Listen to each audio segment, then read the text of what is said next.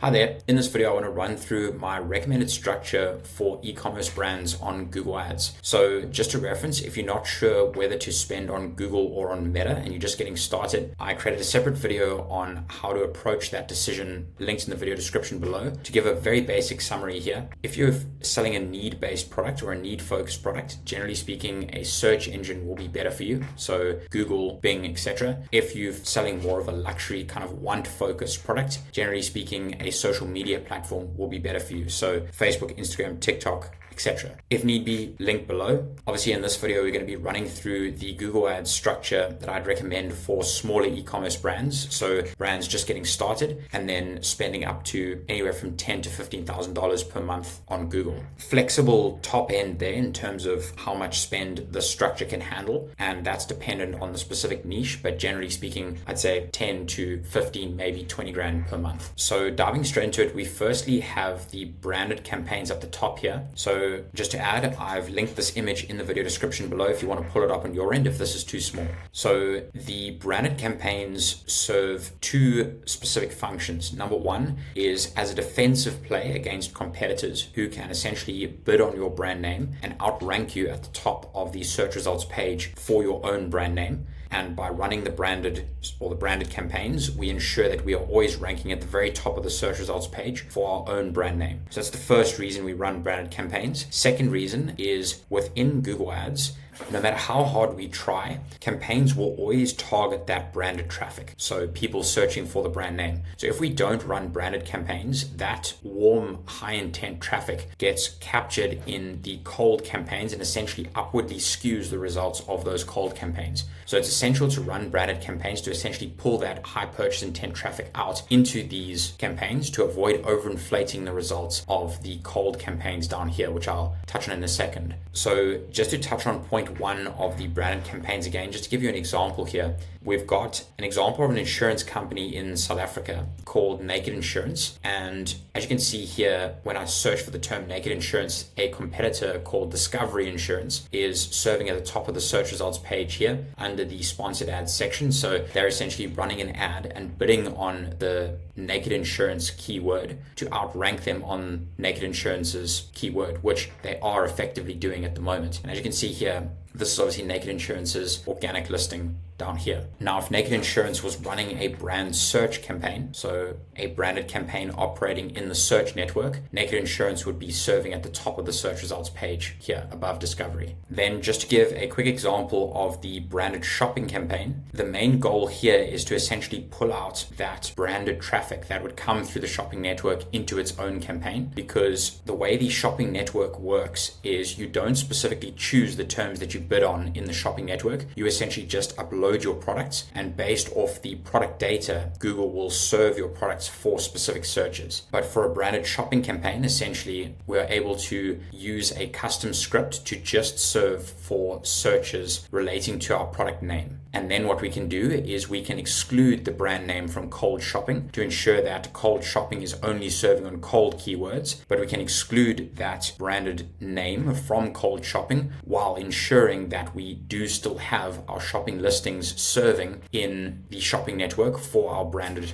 name or our brand name. So just a quick example here, another example of a South African brand called Schnoz Strips. So it's like a nose ventilation strip. As you can see here, this is possibly an example of a case where they've actually excluded their brand name from their shopping campaigns, and therefore their specific listings are not appearing in the shopping network here. So as you can see, they're running a brand search up here, which is awesome to see. But as you can see here, they've got competitors that are selling their product, but it's not their listing. It's Cape Union Mart, Run Collective, etc. Other brands that are selling their product that are actually outranking them on the search results page in the shopping network. So they ranking first in the search network, but they're not ranking first on the page as a whole because they've got other competitors ranking in the shopping network selling their products. So that branded shopping essentially prevents this scenario. Then just a couple of specifics for the branded campaigns. Just in in terms of branded search, I'd recommend using the impression share bidding strategy set to 98%. And then for the branded shopping, I've got a separate video linked below on how exactly to set that up. That uses a custom script in Google Ads, which you'll need to install to obviously go ahead and get that working. So those are the two branded campaigns. And now touching on the two cold campaigns down the bottom over here,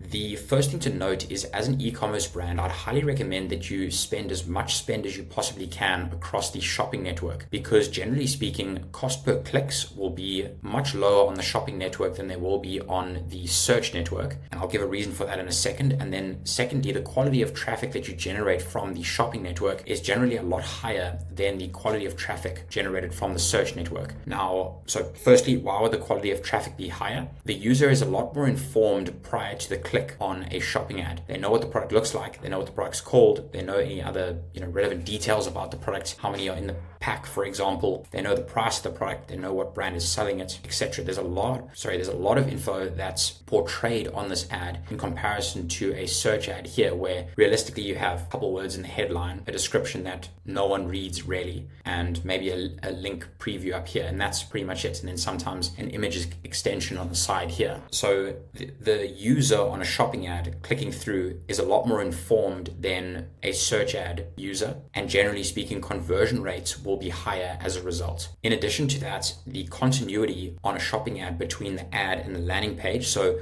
what does the user see on the ad? Does that relate to what the user sees on the landing page? That's obviously a lot higher as well across the shopping network, because they're clicking on a specific product and it's driving them to a specific product page. So very high continuity there. Whereas on a search ad, based off of this, we don't really have much idea in terms of what to expect on the landing page, and therefore bounce rates will be higher. Now, following on from that, why would shopping ad cost per clicks be lower than search ad cost per clicks on average? There are a lot more placements to serve in across the shopping network. There are a lot less placements to serve in from the search net or from a search network perspective. So generally you'll pay more to serve in the search network. In addition to that, the competition for search network placements is higher, because unlike the shopping network where you're only competing against other e-commerce brands, in the search network you're competing against e-commerce brands and lead gen brands that, for example, don't have a product but offer a service and want to advertise their service. You're essentially competing against those people as well in the search results as opposed to the shopping results. So that's why shopping is prioritized here,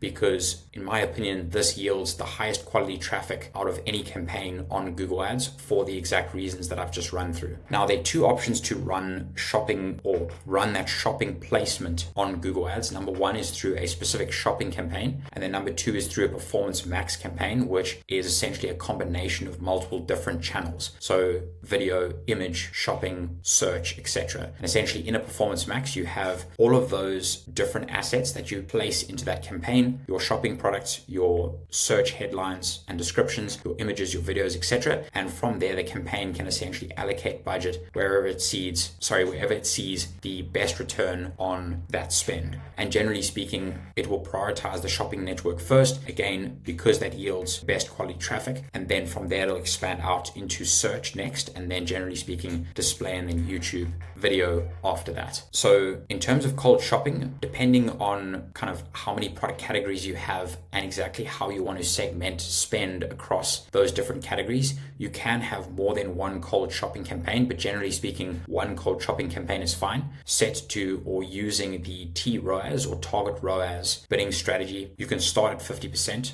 This is essentially saying we want the campaign to go after a 0.5 return on ad spend. Why do we set that so low? The TROAS bidding strategy on shopping is essentially a way of throttling spend if the campaign can't reach that target return. The campaign will always go after the highest return on ad spend possible. This TROAS bidding strategy is just a way of throttling spend at different levels. So if you're starting out, I'd highly recommend pulling that down to the lowest possible level so that you don't end up in a position where you set a budget on your shopping campaign and the campaign simply doesn't spend that budget. Just a bit of a kind of tangent there, but to mention why that's set so low. Exclude your branded terms, so your brand name, from the shopping campaign. Budget is obviously set at the campaign level, and then split your campaign up into different product categories categories, just that you have visibility over how each category is performing. If you want more control over which categories are getting spend, you can either adjust the target return on ad spend at the product category level to essentially set this value higher on categories that you want to throttle the spend through, and set that lower on categories that you want to funnel the spend through. If that's not working for you, you can simply launch a completely separate shopping campaign, obviously pushing that specific category. But ideally, and this applies to Meta as well, you want to consolidate your account down to as few different campaign structures as possible, because the more spend you have flowing through an individual structure, the more data is built up in that structure, and the faster that campaign or that structure will learn and optimize. Then the last campaign down here is the Performance Max. Again, I touched on that before, but each asset group, so group of products, headlines, images, etc., tailored around each product category. Unfortunately, you have no way of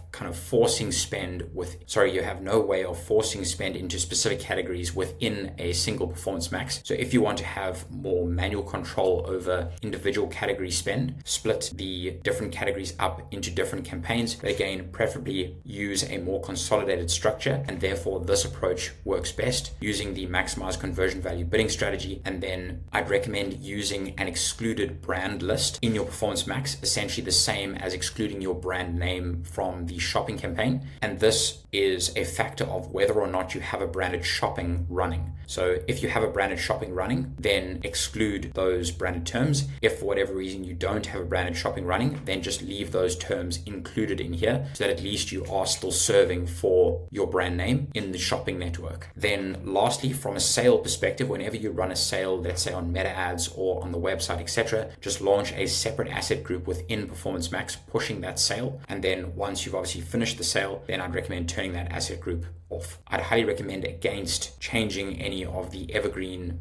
asset groups or structures up here. Just launch that sale separately so that it doesn't disrupt these established structures when you launch the sale, and then disrupt those established structures again when you turn the sale off. So just launch that in a separate asset group. So that's pretty much everything I wanted to mention in this video. If you have any questions or need any further context, please feel free to reach out in the comments. In terms of managing the performance of the structure, I've created a separate video on that, again linked in the video description as well. Otherwise, hopefully you found some value here, and thanks for your time.